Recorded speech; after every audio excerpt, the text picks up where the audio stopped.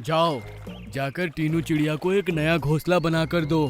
हाँ हाँ, मैं अभी जाता हूँ। ये कहकर रामू हाथी वहाँ से भागकर चला गया।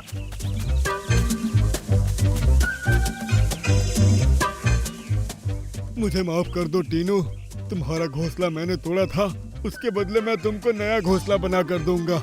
ये सुनकर टीनू खुश हो गई और हाथी डंडियाँ जमा करने निकल गया। अरे मिट्ठू, क्या तुम सच में मर चुके हो? अरे नहीं नहीं, मैं एकदम जिंदा हूँ। तो तुमने उस रामू हाथी को हवा में कैसे उठाया? वो काम मिट्ठू ने नहीं, मैंने किया था। नीली परी? जब घोंसला टूटने के बाद मिट्ठू रो रहा था तो उस समय मैं इसके पास पहुंची। तब इसने मुझे सब कुछ बताया। उसके बाद मैंने एक प्लान बनाया जिसके हिसाब से हमने मिलकर उस रामू हाथी को सबक सिखाया। तुमने बहुत अच्छा काम किया नीली परी। ये सुनकर नीली परी गायब हो गई।